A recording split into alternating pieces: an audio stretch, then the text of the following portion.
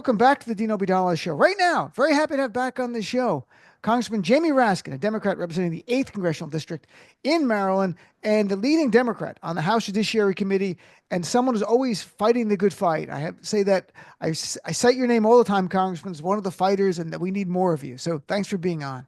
I'm delighted to be here, Dean. So let's talk about, there's so much going on. I want to cram in as much as we can. And since you're a former con law professor, some of these things are important. Some are academic, but some are, we're living through this. So right now you have Kilmar Garcia, who the Trump administration admitted they sent him in error to the El Salvadorian prison.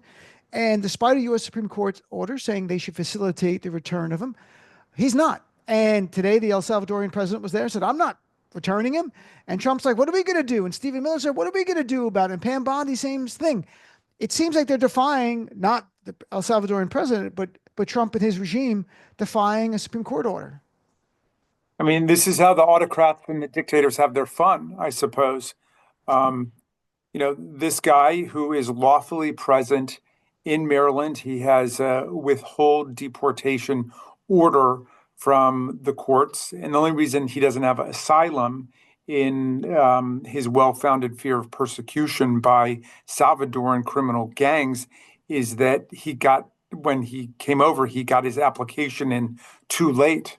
But the court still said that he had established a well-founded fear of persecution and entered this status called withhold deportation. So he's lawfully present. He's got a U.S. citizen wife. He's got citizen children in the country, and he's just swept off the street and deported without any due process at all, sent back to El Salvador, which is where he had a well-founded fear of being persecuted by the criminal gangs that the dictator of El Salvador is in bed with. So it's a very dangerous situation, and it's a very dangerous precedent for everybody else, not just for non-citizens, but citizens, because if they can do it to a non-citizen, why can't they just do it to a citizen? In fact, they're talking about doing it to prisoners Right. or Americans.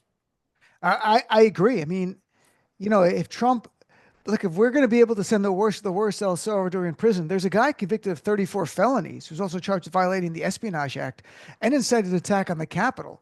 That perhaps be the person who should go, and that, of course, is Donald Trump, but that's not going to happen. We're talking about people who demand every inch and centimeter of due process for themselves in multiple offenses against the law and the public interest, and yet are perfectly willing to just obliterate due process for anybody who doesn't have their wealth and power. Absolutely. And I saw reporting today, and I haven't heard the response from the Trump administration, that they did not allow the Associated Press into the office for the briefing today, even though a federal judge ordered that they should be. And we're going to see more of this. Why? You're a former con law professor. I mean, from a constitutional law professor point of view, when does it get to a crisis? And when we take that, put the academic part aside, what are your concerns just as an American about where this could go? Well, we're learning how intertwined due process and freedom of speech are. So many of these cases are reprisals against people for having exercised their First Amendment rights. And then they are hustled out of the country or, scheduled for deportation or fired or whatever, without any due process at all, without any opportunity to state their case, to hear the evidence against them, to be able to cross-examine witnesses and so on. People ask me, are we in a constitutional crisis? I say, well, we're certainly in a full-blown attack on the Constitution. Constitutional crisis feels a little bit passive to me. It makes it sound like it's just something that materialized. I mean, these people are absolutely disregarding the requirements of the Constitution when it comes to freedom of speech, freedom of assembly, right to associate, freedom of the press, due process, which are definitely proving to be the two most beautiful words in the English language and the two most dangerous words to do without. Because if you don't have due process, the government and government agents can get away with anything. Look, we are almost at a 100-day marker for Donald Trump. I call it the worst 100 days, not the first 100 days. Is this worse than you expected or imagined it would be? Or is this what you imagined it was going to be with this guy? Well, I mean, I certainly guessed that we would be seeing this Stephen Miller onslaught against immigrants in the attempt to demolish all due process there. The Elon Musk operation has been something of a surprise to me, how thoroughgoing an attack it is on every federal department and agency, and firing all of the Democratic appointees to commissions and agencies, sacking thousands and thousands of federal workers. Um, and that is a very, a very dangerous development in itself. I mean, they're trying to hollow out the US government and turn it into basically something like a one-party state where it's completely political all the way down. And they are asserting this unitary executive theory, which is that everybody in the executive branch, whether they work for the National Labor Relations Board or the Department of Justice, just reports to the president. And that is such a betrayal of American political traditions that the president will be ordering who's prosecuted and who's not prosecuted, that the president will be controlling the Federal Election Commission or the Securities and Exchange Commission.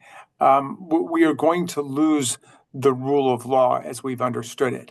The only real law will be the law of the mob boss. If you're in good favor with the president, then you can get whatever you want. And if you're in low favor with him, he will use the power of the government to crush you. When you look at what Trump is doing now, does it fly in the face, in your opinion, of what the framers intended with the separation of powers, checks and balances, co-equal branches of government so that no one could become this beyond unitary executive to almost on the precipice of being a dictator in the United States of America? Well, we had a revolution against monarchy. We overthrew a king. Madison said that the collapse of all powers into one, legislative, executive, judicial, is the definition of tyranny, where one person gets to just make up the law, enforce it the way that he wants, and then is the tribunal for adjudicating the fairness and the constitutionality of what he just did. So that is the very definition of tyranny. This is what Trump wants. Um, I agree with everything you said, except for the use of the word co-equal. I always have to correct my colleagues on this. First of all, it's not even a word. Secondly, it's kind of like extremely unique or something like that. But Right. secondly, we were not designed as equal branches. This was designed as government by the people's representatives in Congress. There's a reason why Congress comes first in Article 1 and flows right out of the preamble to the Constitution, because the framers had a lot more faith in the representatives of the people. As risky as that can be in certain ways, they don't compare. Those risks don't compare to the risks of having one person. And we're seeing that right now, of having a president who refuses to do the core job of the president, which is to take care that the laws are faithfully executed, and instead is trying to arrogate all power to himself. And this was the principal fear of the framers, and they designed the Constitution against monarchical power like that. That's why Congress can impeach the president, but he can't impeach us. Section 4 of Article 2 is treason, bribery, and other high crimes and misdemeanors. The president can be impeached and tried and convicted. It's not a criminal process, which means it's meant to be easier. It's a civil process, because what matters is the preservation of government, not this or that guy.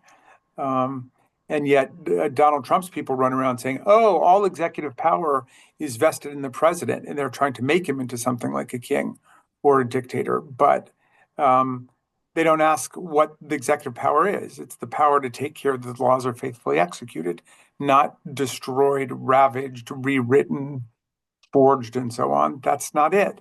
You take the laws that Congress has written that have been signed into law by the president, or if the president vetoed them, they only become law through a 2/3 override. But your job as president is to enforce the laws. And I will forever now never refer to this as co-equal branches of government and make clear Article 1 is Congress. That's what rules. 2 and 3, they're sort of an afterthought, but then Well, 1, Madison, well, not an afterthought. I don't mean to I'm diminish kidding. this, Right. but I know. Madison, Madison did say that Congress is the predominant branch. The president's job is to enforce the laws, and then if there are disputes about the meaning of federal law or the Constitution, then it is emphatically the province and duty of the courts to say what the law is. That's Madison, Marbury versus Madison. The president's trying to not just usurp the powers of Congress, but trash the powers of the judiciary, which is why they're calling for the impeachment of, lots of federal judges who struck down their unconstitutional laws and actions. And Chief Justice Roberts spoke up about that. He said the correct response to disagreement with a district court opinion is to appeal the opinion, appeal the decision, not impeach the judge. And Chief Justice Roberts was correct.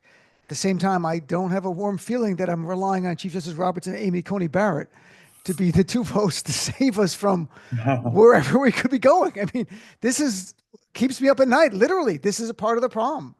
If anybody's going to save us, it will be those two. I think there's a very high burden of hope on Chief Justice Roberts and Amy Coney Barrett to do the right thing with the liberals on the court who do maintain a steadfast adherence to the rule of law and the Constitution.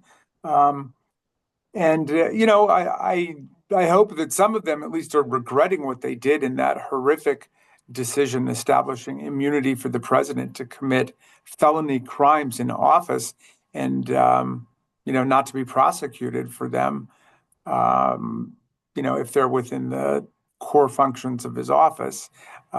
That's not any doctrine that was needed for more than 2 centuries in our history. And it doesn't follow the idea that all of us are equal under the law. Of course, if there are things that the president or any official does, which are just enforcing a lawful government policy, no, you can't be sued for that. You can't be prosecuted for that. But what we're talking about is people committing actual crimes like murder or rape or robbery or what have you. So that was just, an outlandish deviation from the history of American legal thought. It was outrageous. And the dissents of Sotomayor and some of the others at the time, I mean, we talked about it on my show and wrote about it. They were right. America's changed from that decision. So last couple of things. You had hearings with Senator Schiff on Donald Trump's efforts against lawyers, against law firms, against the courts.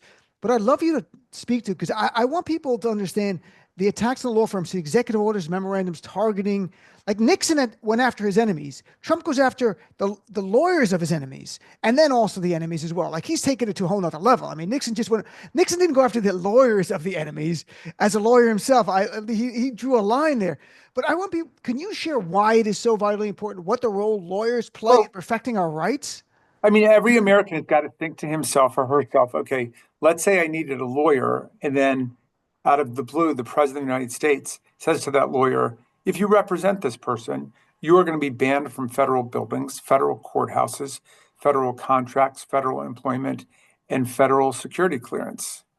I mean, you can't imagine a more blatant violation of the right to counsel under the Sixth Amendment, or the right to due process under the Fifth Amendment, or the right to speak.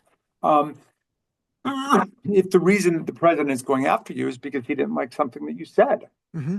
And, he's trying to normalize that. He went after, the other day, he had an executive order against one of his former Trump administration one officials, Chris Krebs, who was the top Homeland Security person on elections, who enraged Trump when he defended the election, saying these were the most secure elections in 2020 in American history, and there's no evidence of electoral fraud or corruption. And when Trump signed an executive order against that guy for doing his job, he said, oh, yeah, a real wise guy, a real wise guy. I mean, that's the talk of a mob boss.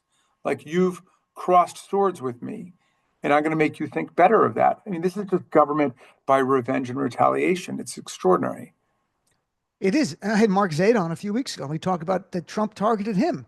And the idea, we have some law firms who are standing up, and a bunch of them signed a brief saying they're standing up. But how concerned are you that some of these bigger law firms have apparently made a business decision to give in and give hundreds of millions of dollars of legal fees? I don't even know for what. Like, he's got a DOJ. But anyway, Yeah. what is your concern about this? Yeah, it's hundreds of millions of dollars of legal services that they have agreed to provide pro bono, which doesn't even belong in the same sentence as Donald Trump. But yeah, pro bono services for pro malum objectives. Um, and they've basically decided to become part of a right wing corporate state because now they've given tens of millions or hundreds of millions of dollars to Donald Trump, who uses that in favor of the businesses that are his friends and against the businesses he hates, or for the causes he likes and against the ones he hates. So these firms are going to be doing business for anti-choice, anti-environment, pro-NRA, and they're not going to be able to render any legal services, whether paid or unpaid, for pro-choice, pro-environment, pro-gun safety, because it'll be a conflict of interest. They've conflicted themselves Yep. out. So they've basically committed themselves to be part of this right-wing corporate state that Donald Trump is forming. He's now assembled nearly $1 billion in pro bono services that he's been able to rake in from these law firms that he's shaking down. And it is a shakedown because some of them he did sign an executive order and was punishing them, actually had an investigation, and then withdrew the investigation once they gave him something of value. I mean, this is the very definition of quid pro quo from a federal government official. It is And sometimes stunning, Congressman, to see where we are as a nation. Like to sit back and go, the like, how courts, do I mean, the courts are striking these executive orders down, as right? they did for several law firms, including Wilmer Hale, saying it violates the First Amendment, it violates the Fifth Amendment due process clause, it violates Sixth Amendment right to counsel. But still, you've got law firms buckling under. Still, you've got universities buckling under because they think even if they win that case in court, they will be punished and they will be paying in terms of future policy favors and policy punishments. Certainly, and the idea of the conflicting out law firms, the point you made is something I try to tell people. Some of these law firms were involved in litigation against Trump. Now they won't be. They're representing the Trump administration in a different capacity. So, last thing I want to touch on was the case of Mahmoud Khalil, who's the green card holder. He's still in ICE custody. He may be deported. An immigration judge said he could be deported, but that's thankfully on hold. What's your reaction? What's your concern again here with this court? This is just about free speech and the regime not approving of what he said. Yeah.